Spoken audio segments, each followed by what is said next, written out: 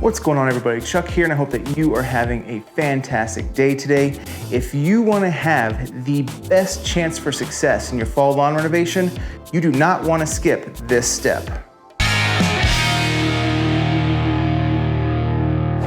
I hope you all are enjoying this last month of summer before we hit those glorious fall months that us cool season lawn folks really look forward to, because soon our lawns are gonna be a-poppin'. If you recall, last week I did step one in my fall lawn renovation. I killed off the lawn with glyphosate and it is dead, really dead, crispy, crunchy dead. But don't let the looks of it fool you. There are still areas that are holding on, even ever so slightly. There's still some green in certain areas, namely the Bermuda grass, some of the weeds, and some areas of my lawn that are in shade for the majority of the day, or the lawn is just a little bit thicker there. There's still some tinges of green in there. And so I really want to focus on those areas when I do my next application of glyphosate. I also want anything that may be lurking below the surface to start to rise up a little bit, so I can also knock those out. And how do you do that? You water your lawn. You do not want to skip this step.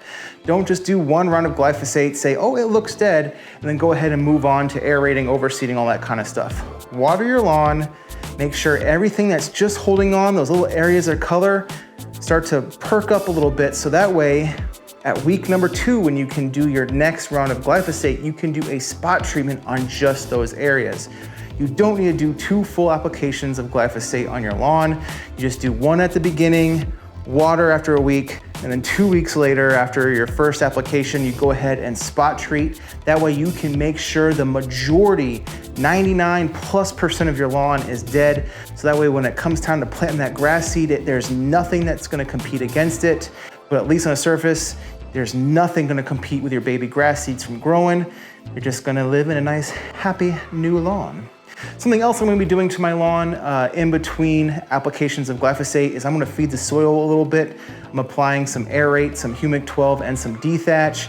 Is good stuff to put down in the soil, and I want to keep up at least on the soil treatments even in this transition time between having one style of lawn into another in just a few weeks. That's it for this video. I hope you all liked it. Just remember, please don't skip this step of watering your lawn after 1 week from your first application of glyphosate. It will help with the success of your fall overseed, I promise.